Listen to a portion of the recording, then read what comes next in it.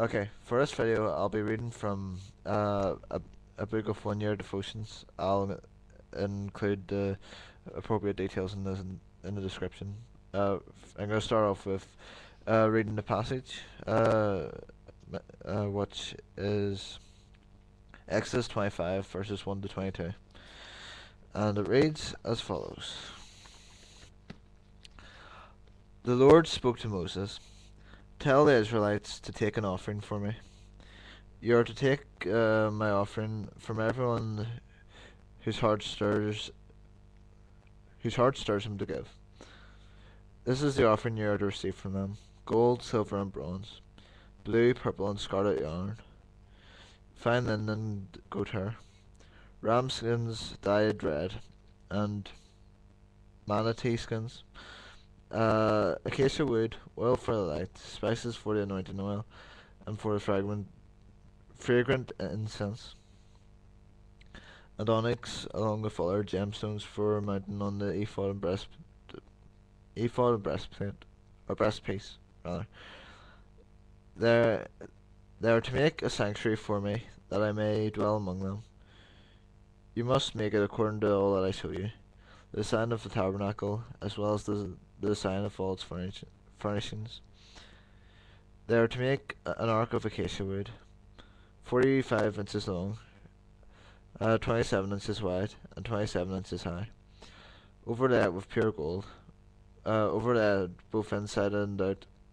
Also make a gold molding all around it.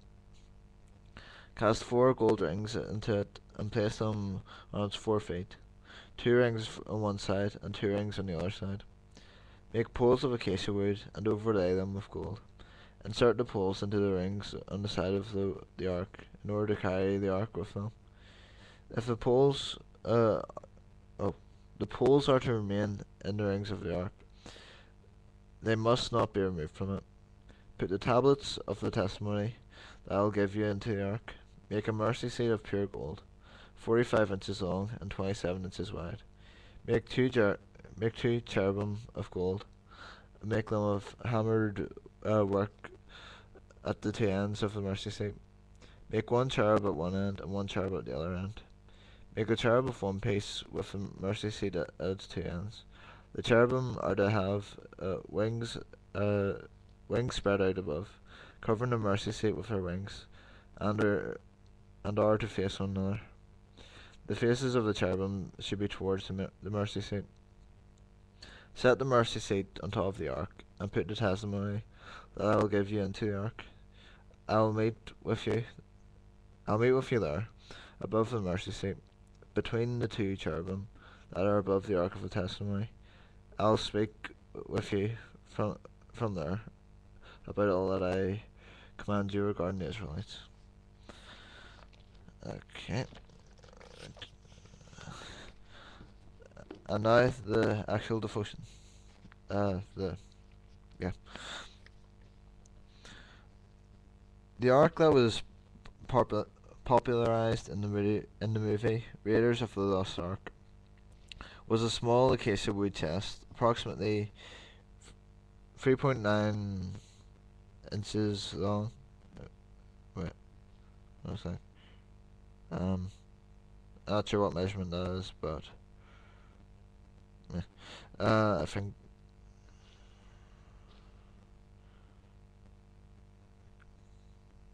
it's probably feet. 3.9 feet long. I'm gonna guess that. 2.3 feet wide and 2.3 feet high. And it was overlaid with gold. When the Jerusalem temple was destroyed by the Romans in AD 70, the ark disappeared.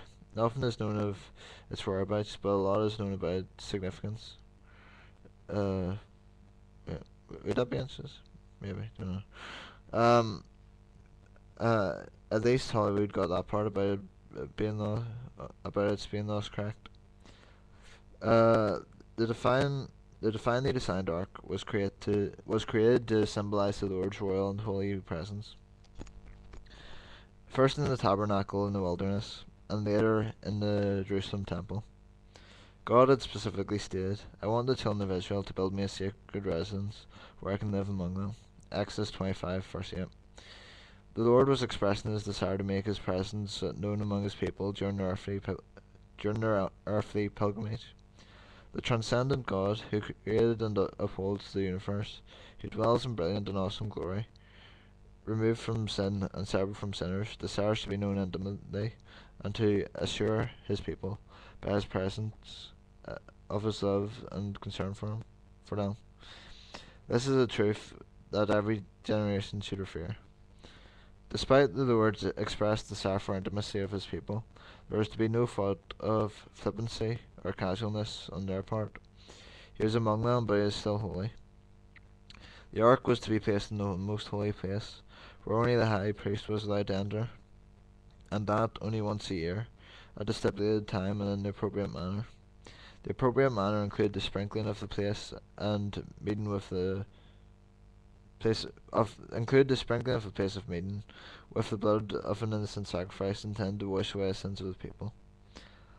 The lid of the ark, which incorporated 2 hammered gold cherubim, was known as the atonement cover. 25:20. The place of divine enthronement, about which God promised, "I will meet with you there." 25:22.